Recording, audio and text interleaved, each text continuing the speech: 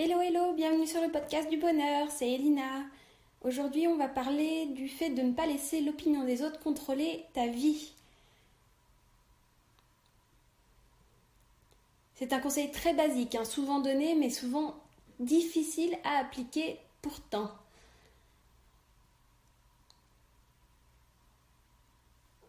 J'ai écrit un article tout récemment pour répertorier un peu les raisons pour lesquelles tu as peur du regard des autres. Donc je vais te donner 7 raisons, c'est parti, on y va. Raison numéro 1, tu aimerais plaire à tout le monde. Or, il est impossible de plaire à tout le monde. En essayant de faire ceci, tu obtiens l'effet inverse. Tu ne plais à personne en particulier.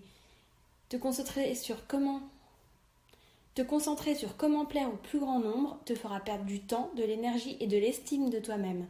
La solution pour ne plus avoir envie de plaire à tout le monde, c'est de commencer par vérifier cette chose-ci. As-tu une blessure de rejet ou d'abandon à guérir?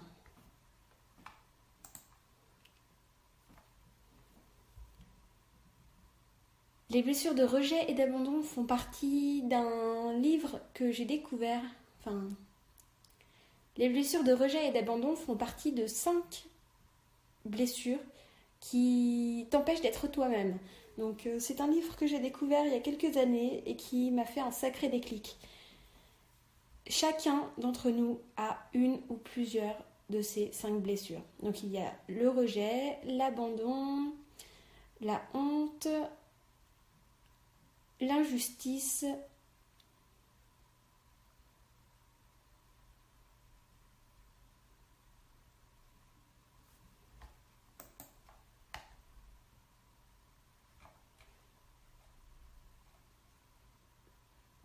ou la trahison. Et les blessures de rejet et d'abandon font qu'on devient fuyant ou dépendant. Et dans ces 2 cas, en fait, on a tendance à avoir toujours besoin de l'aval des autres. On a besoin des autres.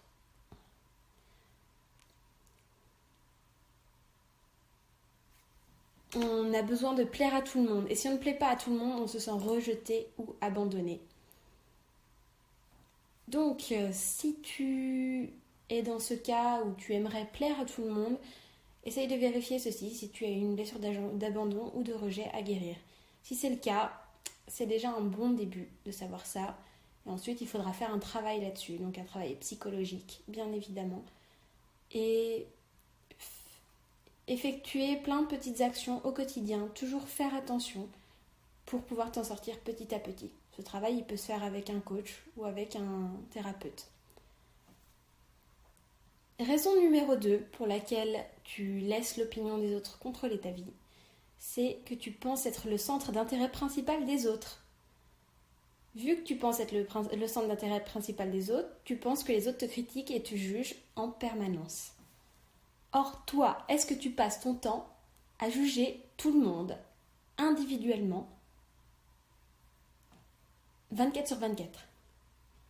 Est-ce que tu vérifies les faits et gestes de chaque personne que tu connais? Non, c'est impossible, parce que la personne la plus importante dans ta vie, c'est toi. Tu es ton propre centre d'intérêt. Tu es ton centre d'intérêt principal. Eh bien, dis-toi que c'est pareil pour les autres. Ils n'ont pas le temps de s'intéresser à toi. Ils n'ont pas le temps de s'intéresser à toi parce que leur centre d'intérêt principal, c'est eux. Même les personnes qui te sont proches, elles n'ont pas le temps de s'intéresser à toi autant qu'à elles-mêmes. En vrai, chaque personne pense à elle et à ce dont elle a l'air. Donc quand tu es face à d'autres personnes, elles se regardent elles-mêmes. Tout comme toi, tu ne regardes que toi. Ça peut paraître bizarre, mais c'est comme ça. En fait, à travers les autres, tu te regardes toi. Et à travers toi, les autres se regardent. Donc sachant cela, est-ce que tu penses toujours être le centre d'intérêt principal des autres? Donc la solution pour arrêter de penser d'être le centre d'intérêt principal des autres, donc c'est déjà ça, de te rendre compte qu'en fait tu ne l'es pas. Et sinon, focalise-toi davantage sur ce qui se passe autour de toi et non ce qui se passe en toi. Fais attention aux faits et pas aux sentiments que tu ressens. Raison numéro 3 pour laquelle tu as peur du regard des autres, c'est que tu te focalises sur les négatifs uniquement. Quand tu penses à l'opinion des autres, tu penses qu'au négatif. Tu oublies tout le positif que ces personnes pensent de toi et ça te fait douter. La solution, c'est de te concentrer uniquement sur le positif que l'on dit de toi. En vrai, les personnes t'adorent. Tu t'en rends pas compte, mais les personnes sont fans de toi. Bien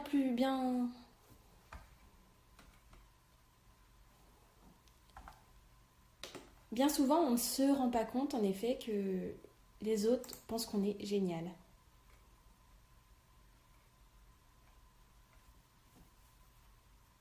Tu vois pas ce que les autres voient bien souvent.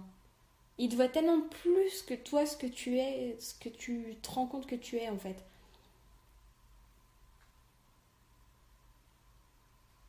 Ils voient pas tout ton petit discours intérieur que tu te dis. Non, ils voient la différence que toi, tu fais dans leur vie. C'est tout. Et quand on pense au regard des autres, on pense souvent à la critique. Parce que nous, on s'autocritique.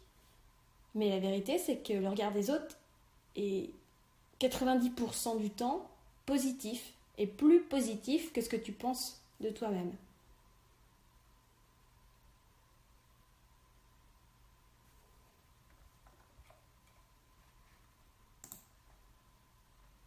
Donc concentre-toi uniquement sur le positif qu'on dit de toi et tu verras, ça ira déjà un peu mieux. Raison numéro 4, tu crois qu'on te juge toi alors qu'on ne juge qu'une action à un moment précis.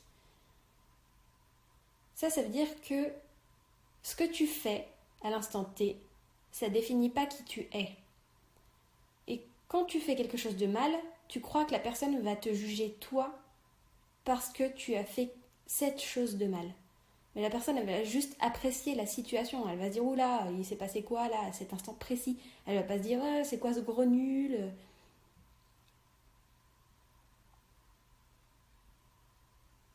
Les autres, ils se rendent bien compte que c'est pas une action qui va faire de toi quelqu'un de complètement différent.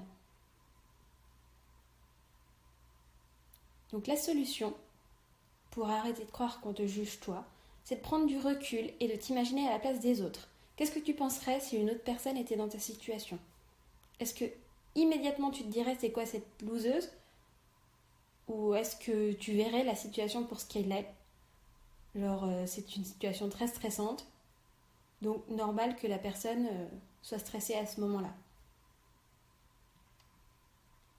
Raison numéro 5 pour laquelle tu as peur du regard des autres, c'est que tu crois que les reproches et critiques te sont adressés, alors qu'elles ne concernent que l'autre en vrai. Surtout en ce qui concerne les personnes toxiques, manipulatrices, négatives. Donc en fait, ces personnes-là, c'est les personnes qui manquent énormément d'estime d'elles-mêmes. Et elles essaient de se donner de l'importance en portant un regard critique.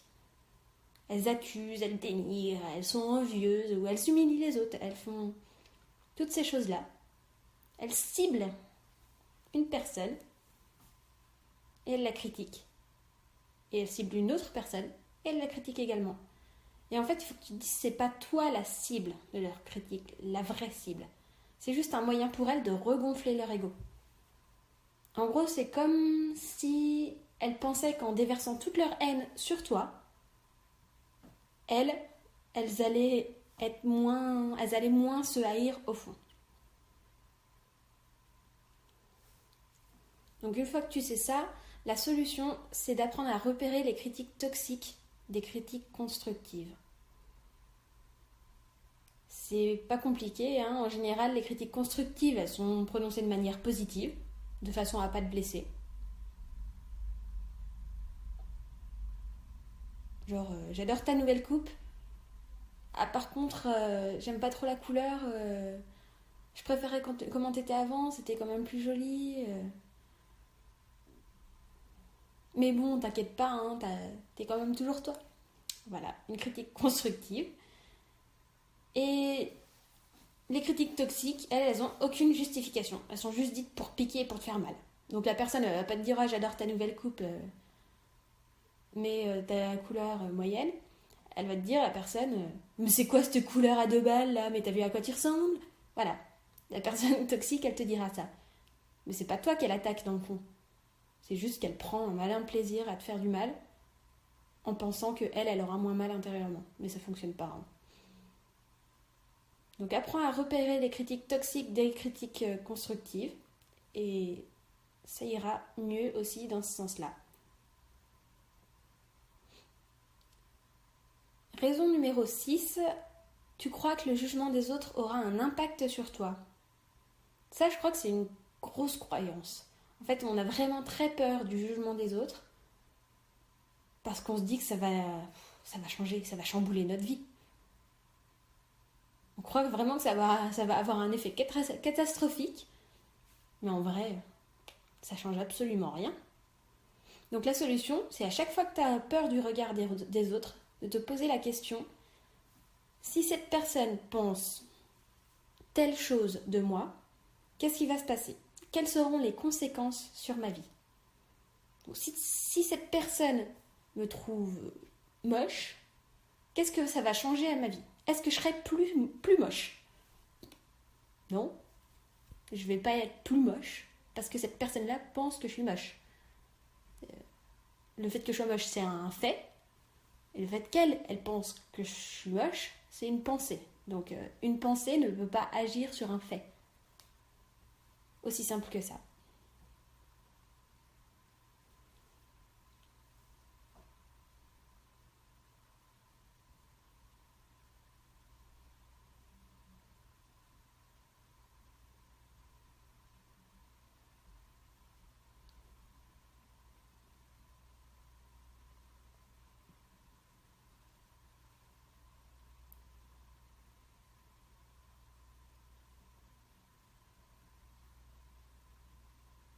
Un autre exemple, ça c'est la preuve que ça se passe tout dans la tête. Hein. T'es devant un but, t'es au foot, t'es en train de jouer au foot, et tu dois marquer un penalty. Et autour de toi, t'as 10 personnes qui crient « t'es nul, t'es nul, t'es nul, t'es nul ». Est-ce que le fait qu'elles te crient « t'es nul », ça va changer quelque chose au fait que tu réussisses ou pas ton tir ? En vérité, oui, ça va changer quelque chose, mais pourquoi ça va changer quelque chose ?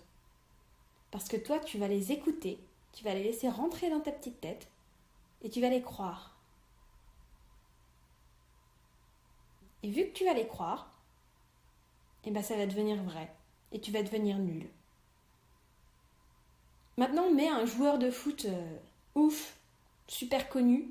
T'es pas en pleine Coupe du Monde, hein, t'es un pauvre match à 2 balles. Et donc tu mets, je sais pas, je connais même pas les joueurs de foot d'aujourd'hui, c'est moche. Et donc tu mets un super joueur de foot, le mec qui rate jamais aucun penalty. Bon, il y en a toujours qui en ratent, mais en entraînement il en rate jamais aucun. Et là il est un petit match de foot de village. Puis autour de lui, il y a 10 personnes du village qui lui disent « t'es nul, t'es nul, t'es nul ». Mais le mec, il a tellement confiance en lui, parce qu'il sait qu'il y arrivera, que ça va rien changer, absolument rien, au fait qu'il soit nul ou pas. Donc il va marquer le but. Puis les autres, ils auront dit « t'es nul ». Et ça n'aura rien changé.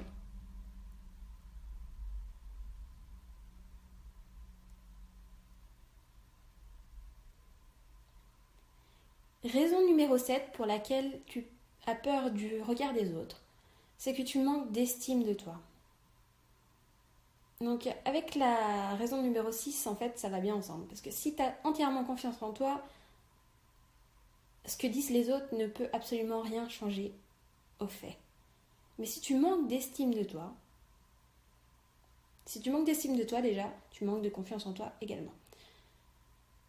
Donc, le jugement des autres aura un impact sur toi. Et en fait, le manque d'estime de toi, c'est un peu la base de tout. Si tu manques d'estime de toi, les 6 premières raisons que je viens de te citer, elles pourront jamais évoluer. Tu pourras essayer de les faire évoluer petit à petit, mais ce sera un long travail. Il faut d'abord se concentrer sur son estime de soi-même. Donc tu laisses les autres te définir au lieu d'avoir ta propre identité. En gros, c'est ça que ça veut dire quand tu manques d'estime de toi. Du coup, la solution, c'est d'apprendre qui tu es réellement, apprendre à t'affirmer et retrouver ton estime. Et c'est un travail long, régulier. et là qu'on peut faire, bien entendu, tout seul, mais c'est très très long. Et on peut le faire aussi grâce à des séances de coaching ou tout simplement en allant voir un psy. Parce qu'en allant voir un psy, tu vas discuter, tu vas raconter ta vie, tu vas raconter ce que tu ressens. Et à force, tout va s'éclaircir en fait. Tu vas comprendre petit à petit qui tu es, pourquoi tu ressens les choses, ce que tu veux. Et ton estime de toi va augmenter. C'est très long, ça ne se fait pas en un jour. Les personnes qui veulent gagner en estime d'elles-mêmes du jour au lendemain, ça fonctionne pas comme ça. Mais c'est un travail qui vaut tout l'or du monde, puisqu'à la fin, tu as de l'estime pour toi. Donc voilà, ça c'était les 7 raisons pour lesquelles tu laisses le regard des autres contrôler ta vie. Et est-ce que tu as remarqué quelque chose ? Est-ce que tu as remarqué le point commun à ces 7 raisons ? Ben, le point commun, c'est toi. Donc la bonne nouvelle, c'est que les autres, ils n'ont rien à voir là-dedans. En changeant ta façon de voir les choses, tu peux tout changer. La mauvaise nouvelle, c'est que tu dois prendre tes responsabilités à partir d'aujourd'hui. Je vais te donner une petite astuce bonus. Le fait de critiquer constamment les autres augmente ta propre peur de la critique. Donc si tu arrêtes de juger négativement les autres, tu auras de moins en moins peur d'être jugé à ton tour. Je vais te donner un exemple. Une mère hurle sur son enfant dans la rue. Il y a la réaction négative qui est, tu vas te dire, quelle mauvaise mère, elle est tarée celle-là, mais pourquoi elle hurle sur son enfant ? Elle est vraiment, il lui manque un truc dans le ciboulot. Hein. Et tu as la réaction positive qui va être de te dire, la pauvre, elle doit être vraiment crevée, ça doit vraiment être dur de gérer un enfant comme ça tous les jours. Donc d'un côté, tu as le jugement négatif, et de l'autre côté, tu as le jugement positif.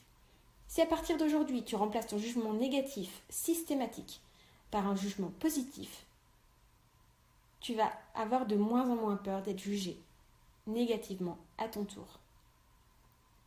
C'est tout bête. Et si tu ne me crois pas, je te mets au défi d'essayer. Passe une journée, une semaine, un mois, en critiquant le moins possible négativement les autres. Dès que tu te rends compte que tu fais une critique négative, transforme-la en quelque chose de positif. Ne suppose pas que la personne en face de toi, elle est horrible. Pars plutôt du principe qu'elle est victime des conséquences. Et sois gentil envers elle.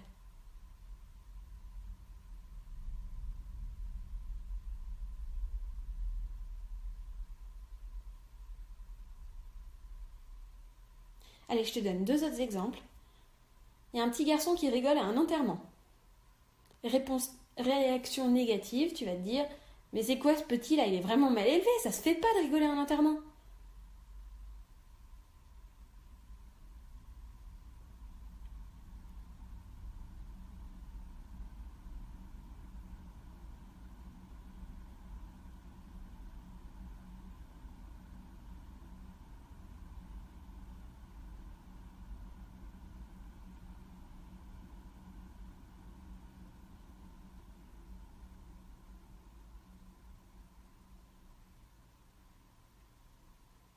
Réaction positive, tu vas te dire, à la place de te dire qu'est-ce qu'il est mal élevé ce sale gosse, tu vas te dire qu'il est peut-être mal à l'aise. C'est pas une situation évidente pour un jeune garçon. Et du coup, il rigole. Il fait les choses à sa manière. Hein. C'est un petit garçon, il ne sait pas faire autrement. Voilà. Et deuxième exemple,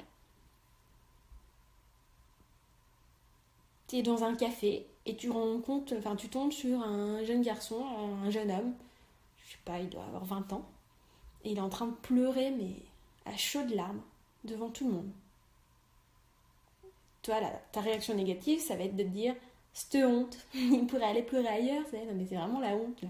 C'est quoi ça ? À 20 ans, comme ça, pleurer devant tout le monde, mais cette honte.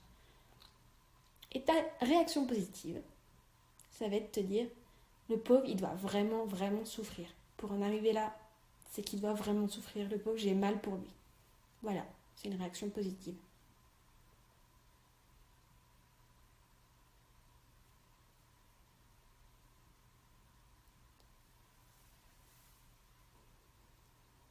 À partir de septembre 2017, je dis la date parce qu'on ne sait jamais que tu sois en train d'écouter ce podcast en 2045. Il y a peu de chance, mais bon, au moins en 2018, c'est possible.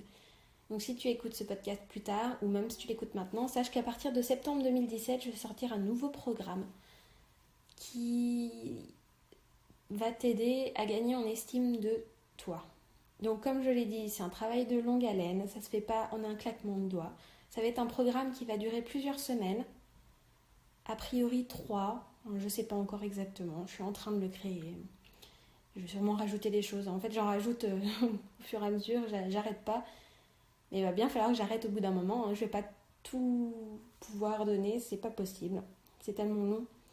Mais bon, ce sera un programme pour apprendre déjà les grosses bases, pour apprendre à avoir un regard différent et pour vraiment avoir une meilleure estime de toi-même.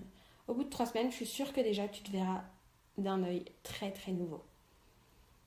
Donc j'espère que